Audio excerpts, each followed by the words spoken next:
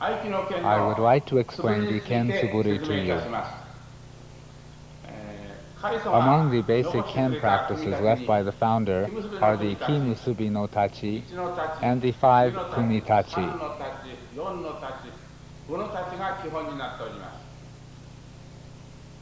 Since the Kumi Tachi are quite complicated, you must learn the basic 7 Suburi in order to avoid becoming confused and to be able to safely practice the Kumi Tachi. I formulated 7 Suburi practices by selecting movements from these 7 Kumi Tachi.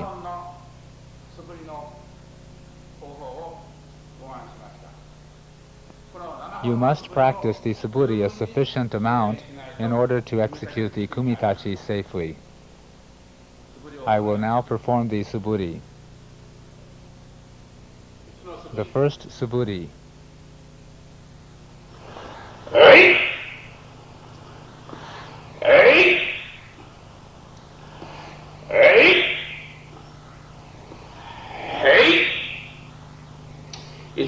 Let me explain the first Suburi. All of the Aiki Kumitachi start with the sword held at the center level in a horizontal position in order to execute a decisive movement. The first Suburi represents an important exercise for learning the decisive movement in sword practices. Thus we stop the sword in the decisive position in the first Suburi. Next, the second Suburi.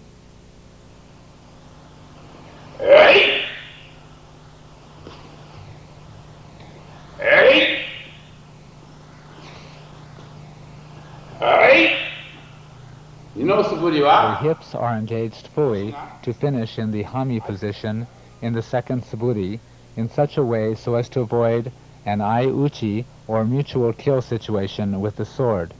This is a characteristic of Aikido. If our hips were left in a straightforward position, this would result in a mutual kill situation with the sword. This distinction can be seen in photographs of the founder using the sword. I will now show the third Suburi.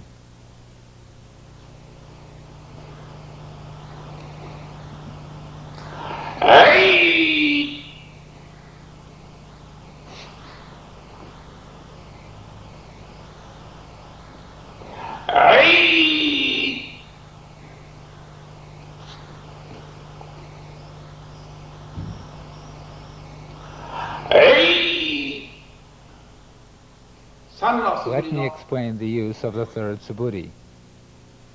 It is used in the Kumi Tachi and Ki Musubi no Tachi.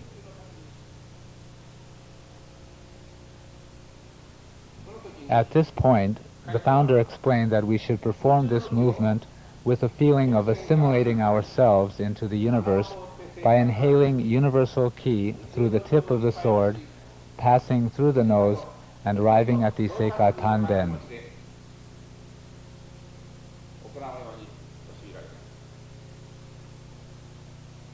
Here, we do not raise our shoulders or the sword, but rather lower the hips and relax the shoulders. We exhale forcefully, striking directly over the head.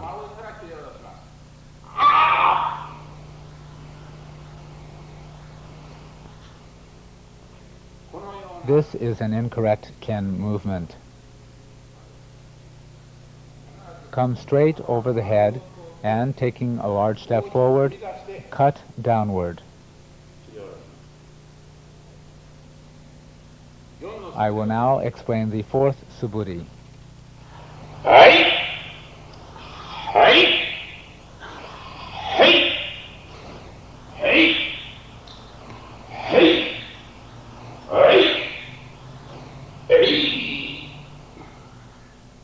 Let me explain. In Aikido, we make no distinction between right and left. Whether we are in the right or left Hami, we practice using the sword so that it and the body function as a single unit. This was the fourth Suburi. Now the fifth Suburi.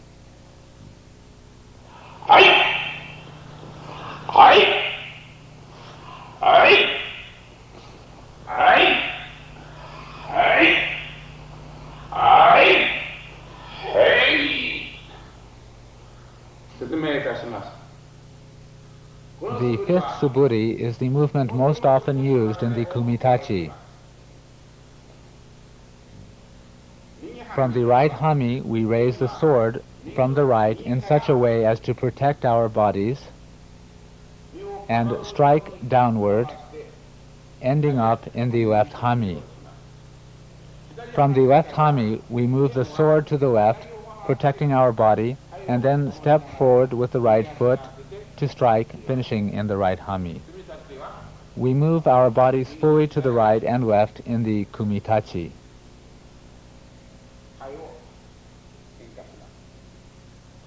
In the Suburi, we practice adjusting our positions to the right and left hami as appropriate.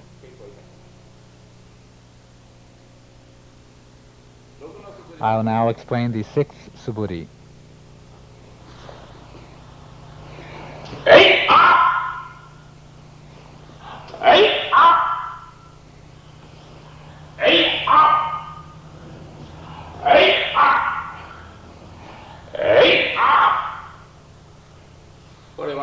Here, we blend with the sword being raised and then thrust. It is one of the movements included in the Ki Musubi no Tachi exercise.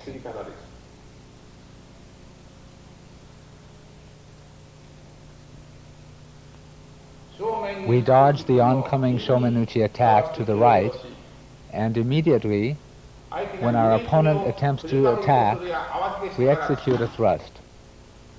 This is the sixth Suburi. Now I'll explain the seventh Suburi.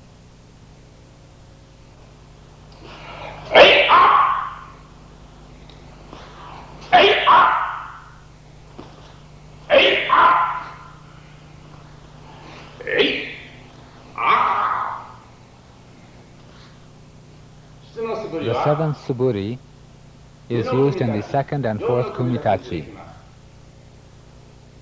In this movement, our strike is parried downward, and we free the sword circularly and then counter with a thrust.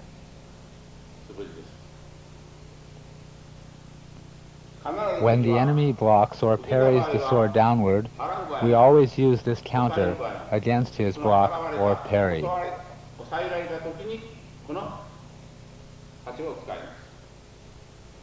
This is used in the second and fourth kumitachi. I'll now do all seven Suburi for you from a different angle. The first Suburi.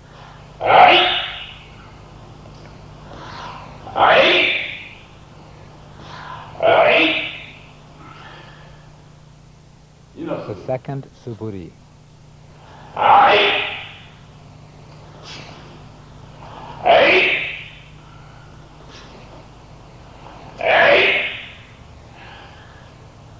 The third Suburi.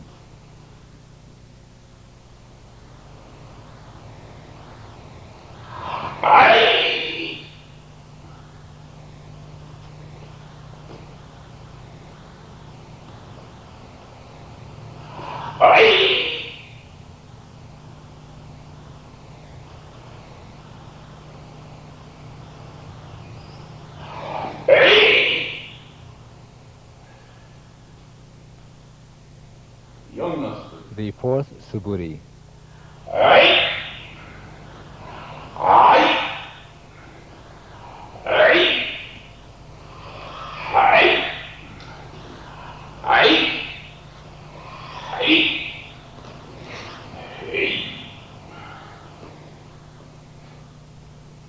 The fifth Suburi.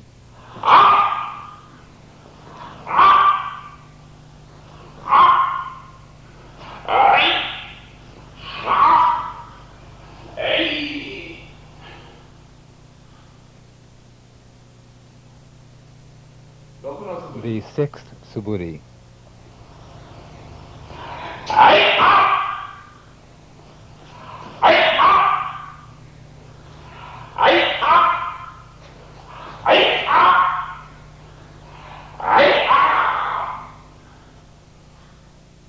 The seventh Suburi.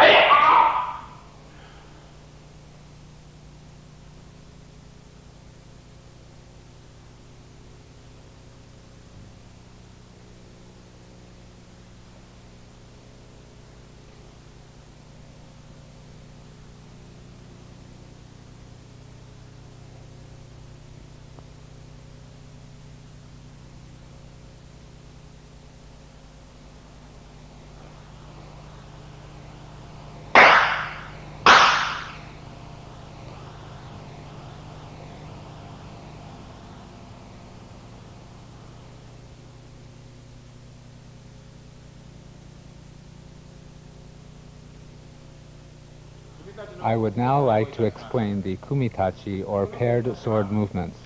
These kumitachi were taught to us by the founder in exactly this way.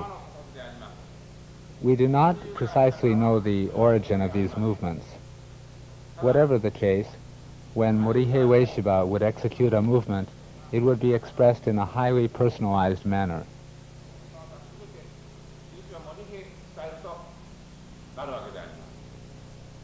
These kumitachi can always be adapted to taijutsu techniques. You should always have in mind taijutsu techniques when executing the kumitachi. The founder taught numerous variations.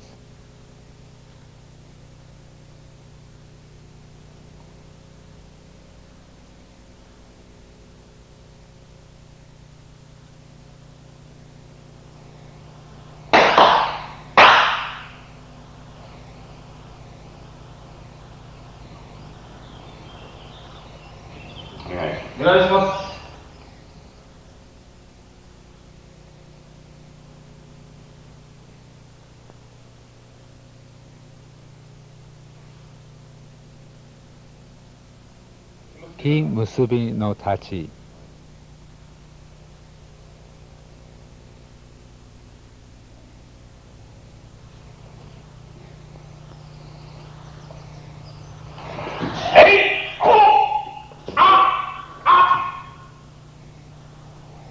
I explain.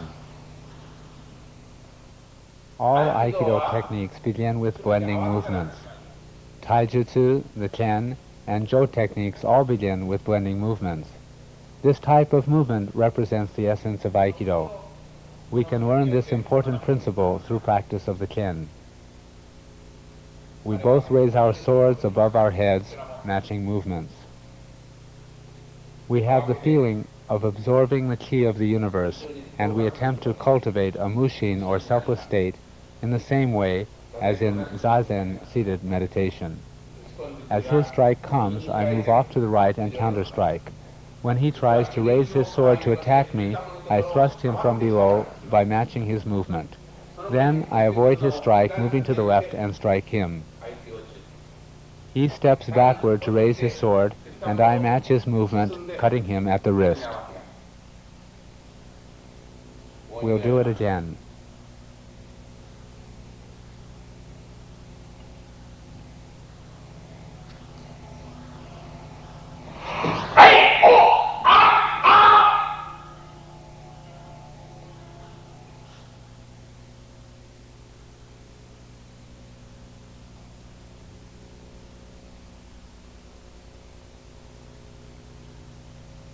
We'll now execute the first kumitachi.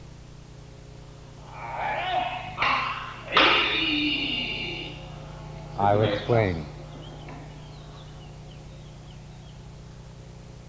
As I raise my sword intending to strike, he blends with me and thrusts at my chest. I step back, dodging his sword to protect my body, and cut downward. He steps forward with his left leg to strike me. I step backward and parry him from the left hami. He comes to attack me in the right hami. Stepping back from the left hami to the right hami, I strike downward to the parallel position, parrying him, and then thrust.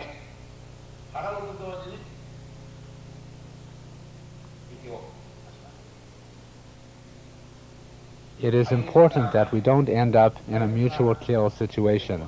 This is an important sword principle. We'll do it again.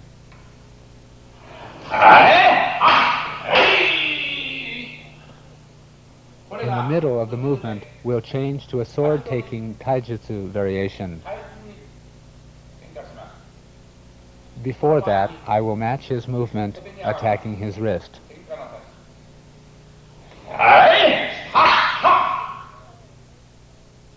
This position leads directly to a tachidori, or sword-taking technique.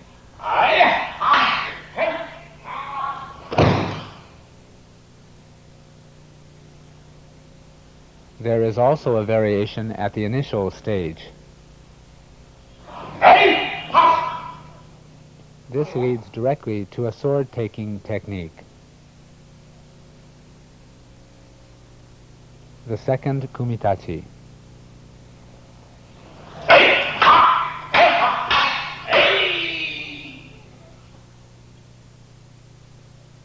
I'll explain. He, the uchitachi, or attacking sword, slowly raises his weapon, and I, the uketachi, or receiving sword, match his movement. He attempts to strike my leg since he cannot attack my forehead, and I parry. As I attempt to cut his wrist, he thrusts using the movement contained in the 7 Suburi. Then I take a step back, twisting my hips to parry his sword. He steps forward to strike me, and I take another step backward, and I again parry and press his sword downward. He again uses the thrusting movement from the 7 Suburi, and again I parry. I counter his final strike by bringing my sword to the horizontal position to execute the decisive movement. We will now execute variations. All of the first kumitachi variations form the basis, and the others are applied techniques. If you think in these terms, you can freely create variations.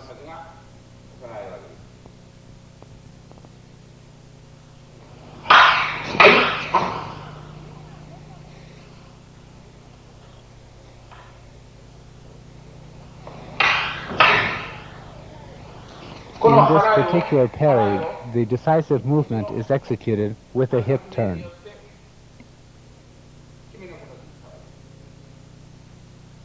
A sword-taking technique is also possible from the same position.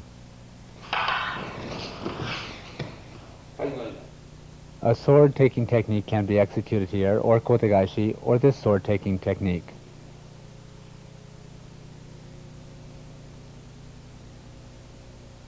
This is Aikido. The third kumitachi.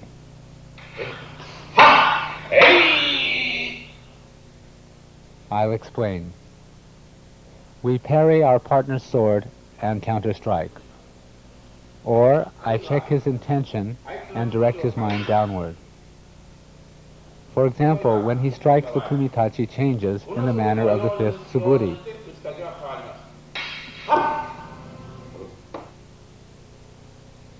Immediately, I parry his sword and withdraw.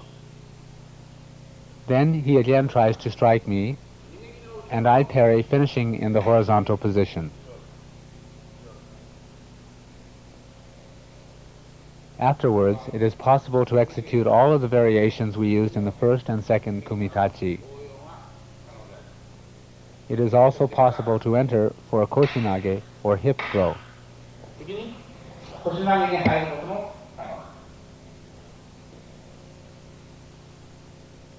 We'll execute the third kumitachi again. The fourth kumitachi. If we were to perform this kata at this range, it would be dangerous and injuries would be likely to occur. We both move forward executing irimi or entering thrust. Therefore, for safety's sake, during training, we both take one step back. He thrusts straight forward and I thrust him using an irimi movement. If he raises his shoulder and thrusts too high, he will injure my face. So please execute the proper basic thrust without raising your shoulder. I, too, must execute a proper irimi thrust to his chest.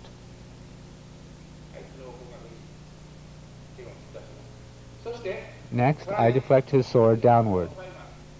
He then enters to thrust as in the 7th Suburi, and I parry like this. We control his next attack in the same manner as in the first Suburi. We'll do it again.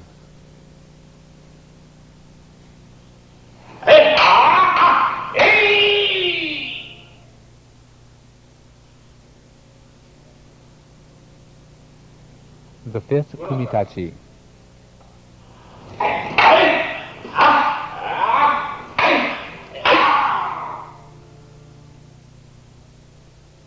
I'll explain.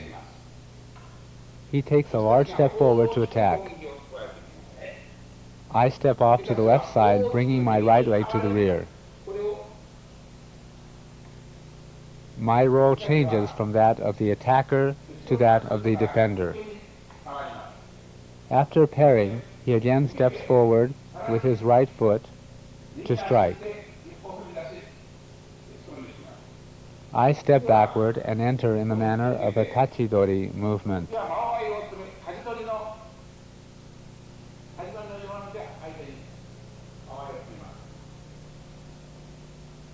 Basically speaking, in Aikido, we never lock swords. If he pushes with his sword, we turn in this manner. Therefore, as soon as I approach him, he turns to the left, entering, and attacks my leg.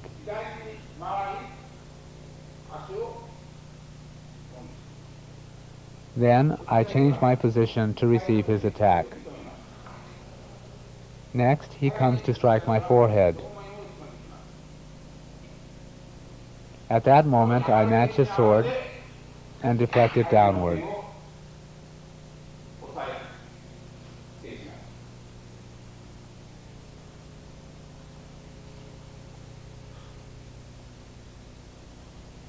There are also sword variations.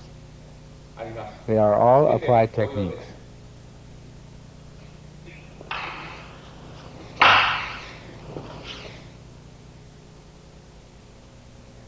Another variation.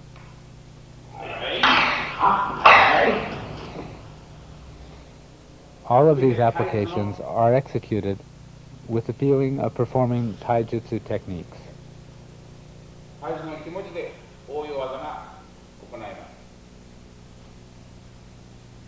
I'll do it again.